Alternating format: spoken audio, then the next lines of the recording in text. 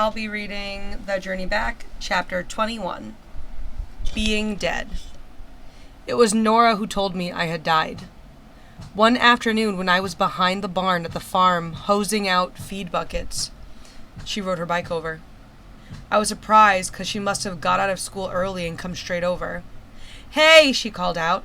I pretended like I was going to hose her off too, but she frowned and yelled, "Stop!" So I set the hose down and turned it off. "I printed this out last night at the cafe. It's from the news 3 days ago," she said, handing me a folded piece of paper. Opening it, I read the news article she had found. Search called off for detention center runaway. Cumberland, a missing 14-year-old boy who ran away from the Cliffside Youth Detention Center 6 weeks ago, is now believed to have drowned in the Potomac River. Authorities called off the search for the missing youth after discovering a stolen canoe likely used in the escape and clothing the youth was thought to be wearing. Efforts are now underway to recover the boy's body. The search for the missing youth began in the late September, when the boy disappeared from the detention center. Police suspect the boy walked off the property and made his way to Route 68, where he may have stolen a tractor-trailer truck from a restaurant parking lot. The truck was later found abandoned and burning on the eastern Sidling Hill runaway truck ramp. Authorities also suspect the youth may have stolen a bicycle from campers along the C&O Canal towpath, as well as the canoe that disappeared from another campsite. The canoe was found partially submerged in shallow water north of Harper's Ferry, West Virginia, yesterday. A sweatshirt with the name of Cliffside Youth Center was found upstream on the opposite shore, and a hat possibly taken from the owner of the stolen truck was found floating near Dam Number 5. I folded the article back up and slowly pushed it into my pants pocket. When I got back to the campsite, I crawled into my pup tent and slid the article inside my pillow, beside the lumpy white sock with my money and the white card. Every now and then, I'd pull the paper out, unfold it, and read it again. And every time I did, my eyes misted over, because what it meant was that people thought I was dead. It was an overwhelming idea. I mean, really, what did my mom think? And poor little Leanne and Hank, did they cry? What about JT? Did he finally soften up a little when he heard I was a goner? And how about all the kids I knew from middle school? Were they sad to hear I was dead? Would they make me a memorial garden with a sundial and black-eyed Susans like they did for Allie Burdick, who got hit by her car crossing the highway in Ocean City? Or would they say I deserved to die for what I'd done? I hung my head. The police thought I had drowned, which was how most people thought Ben had died when the kayak sank. He didn't, though. He was alive after he got pulled out of the river. My friend Brady brung him back to life with CPR. Only later in the hospital, he died from aspiration pneumonia, which is what happens sometimes after people get their lungs full of water. Whew. I covered my face with my hands. I had to stop myself from thinking about it. Reading about my death made me think of Ben all over again, and that was like sinking in quicksand. I mean, it was also incredibly, horribly sad, but what was I supposed to do? Go kill myself? Believe me, I thought about that, but I could never kill myself. That's the ultimate cop-out. I still had a life, and I wanted to live it. And here's the thing. If everyone thought I was dead, then they weren't looking for me anymore. The pressure was off. I was handed a second chance on a silver platter. I could go home now without worrying about the police. But I didn't head home right away, because of Nora, and the fact that there was one thing I needed to do first. "You're not my grandfather," Luke exclaimed. "But I don't have to be," I insisted. "That paper said if your grandparents can't make it to Grandparents' Day, then you could take a special friend. Tell your teacher I'm your cousin from Texas." Luke flashed his eyes at me. "You're not supposed to talk about Texas." "Oh?" I raised my eyebrows. "Why not?" But Luke pouted and pushed away his paper plate with the grilled cheese crusts. Then he got up and went into his tent. "All right, then. Tell him I'm your cousin from Ohio," I called after him. No answer. It was pretty obvious he didn't want me going to school with him, but I was determined. I needed to talk to his teacher. 2 days later, I took a shower and shaved what little stub I had. I combed my hair, which was getting kind of long, and put on my clean set of clothes, jeans and a long-sleeve, dark blue t-shirt. I even wiped off my boots so I didn't track any horse manure into elementary school. In the hazy light of early morning, I walked with Luke to the entrance of the campground, where the number 23 bus picked up 3 kids. Woody had no idea what I was doing. It's Grandparents' Day, I told the bus driver when I climbed aboard with Luke. He doesn't have grandparents nearby, so I'm kind of like his guest. I'm his cousin Gary from Toledo. The bus driver, a fat woman with long, gray, wavy hair and greasy bangs, looked at me over her glasses and just kind of shrugged. Like she didn't care. So Luke and me took a seat together toward the back. It's my cousin Gary, Luke told a little boy who had turned around from the seat in front of us to stare at me. You're lucky, the boy said sadly. I don't have anyone to bring. You should see him play basketball, Luke said. The kid perked up. Cool! Are you staying for recess? Yeah! Luke suddenly got excited. You are, aren't you, Gary? Can you show some of the friends how you do a layup? I grinned. Sure. A bunch of moms greeted us at Luke's school. They had a card table spread with stick-on labels and felt-tip pens. Gary, I wrote in big black letters before slapping the label on my t-shirt. Welcome, Gary, one of the moms said. It's really nice of you to take the effort to come here today. I think Luke was changing his mind about me going to school with him. He reached up and took my hand and led me down the hallway to his room. On the way, he pointed up on the wall to show me the turkey he had drawn using his hand as a pattern. All the turkeys taped to the wall had little poems underneath. Where's your poem? I asked Luke. I didn't have time to finish, he said. Exactly, I thought to myself. He can't read, so he can't write either. I had asked him about all this a couple nights ago. Yeah, he insisted. Of course I can read. Then read me the last chapter of Tornado, I challenged him. No, he crossed his arms. I don't have to. No, but you and me, we both know you can't read. Luke pouted and stared at the floor. Don't you no good pretend you're somebody you aren't, I told him. It'll catch up to you someday, and by then, maybe it'll be too late. Wow. Had I really said that to him? Me? The great pretender? Come on, dude, I said. You don't want to be late for class. Been a long time since I was in 3rd grade, but the room looked and felt familiar to me with the little desks, the sound of pencils being sharpened, and the smell of those chalkboards beside the big clock on the wall. Luke's teacher, Mrs. Buckley, had tight curly hair and wore a long yellow sweater over a flowery skirt. Her acorn earrings swung back and forth while she shook her hands with us grandparents. I waited my turn and explained again who I was. She said she was really glad that I had come all the way from Ohio. Well, I thought, we'd see about that.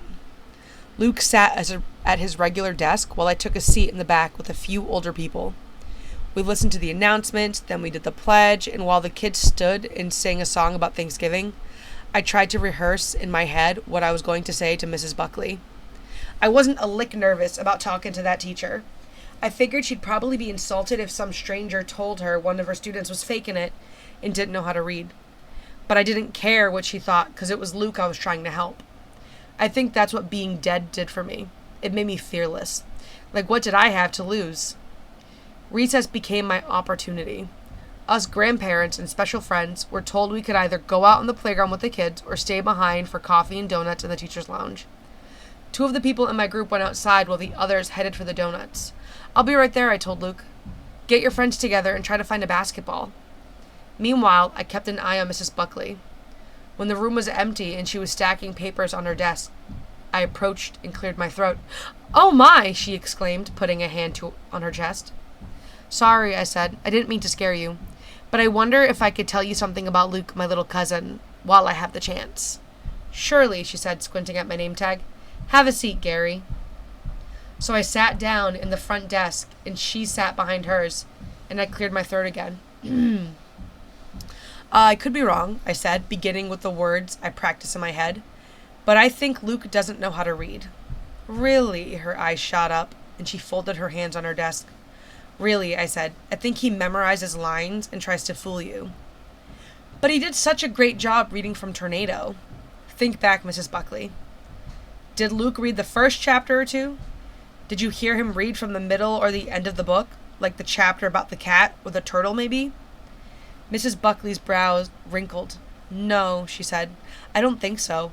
He read to us from chapter 1. I remember. He raised his hand and asked if he could start.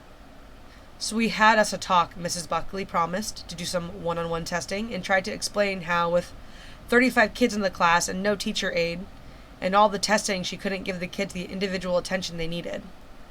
I could see Luke and about 5 little boys with their faces pressed up against the glass window behind Mrs. Buckley making faces.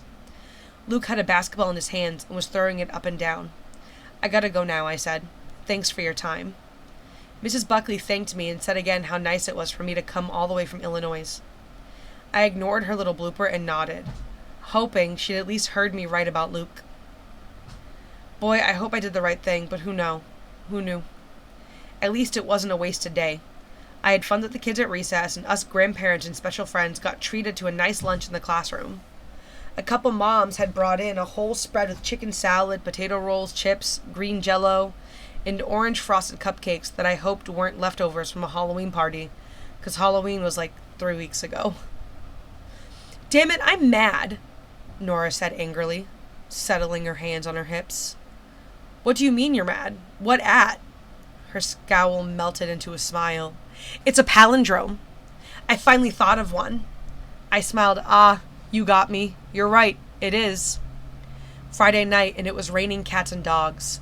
Woody hadn't come home yet, but I almost didn't care because Nora was there and we were all in the big tent. Luke was snuggled up with his tiger and Buddy, watching a movie on the little TV that ran on battery. Within 3 days of my visit to Harwick Elementary, Mrs. Buckley had done some testing and found out Luke had a learning disability called dyslexia. He was going to get special help for it in school. At first, Luke didn't realize it did him a favor. He didn't want to talk to me for like 6 hours. But then he was back to normal. After Nora did her palindrome, she settled into the beanbag chair with a blanket wrapped around her because it was cold. She was reading Shakespeare while I stretched out on Woody's cot beside her and closed my eyes to rest. A few minutes went on by, and suddenly, Nora was at my side whispering urgently, I can't read. I sat up quickly. What, you too? No, not that, dummy. I mean, I can't read because I'm ticked off. Why? My mother said we're leaving next week for Las Vegas.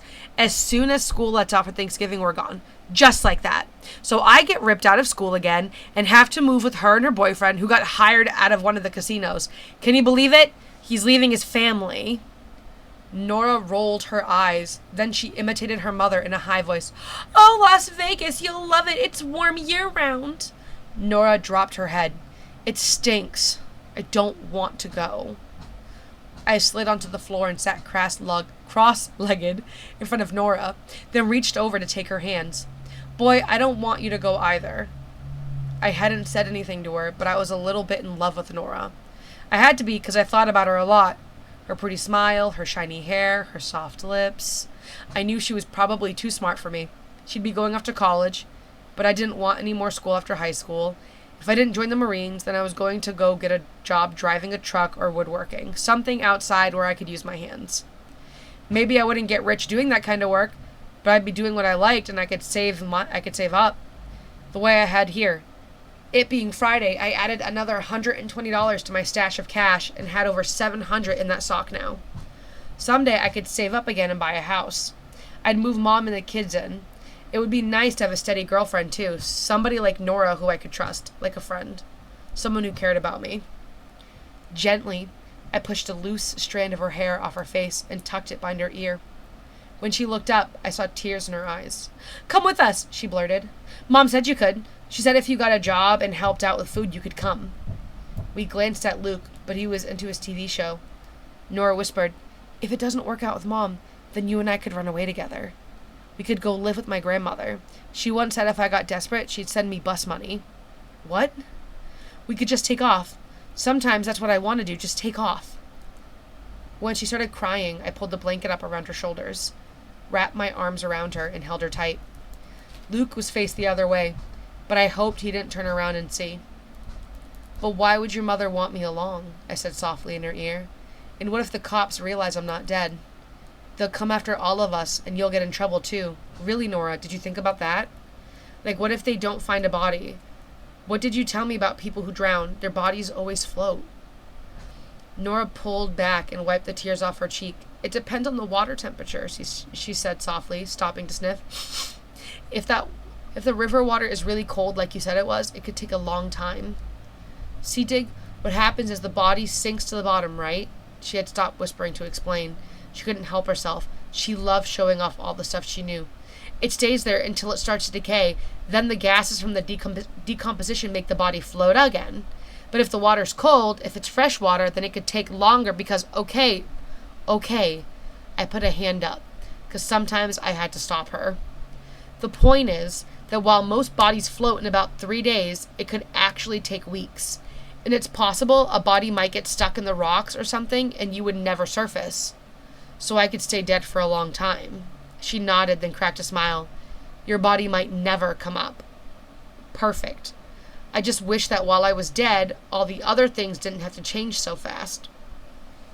Sitting there holding Nora's hands, I felt like for the first time in my whole entire life, I didn't want things to change.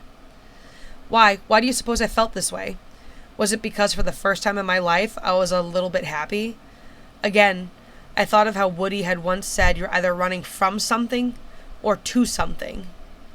Maybe this is what I was running to. Nora opened her arms and I pulled her close again. Okay, I murmured into her ear. She hugged me back. Okay, I repeated. I'll go with you. And that's the end of chapter 21.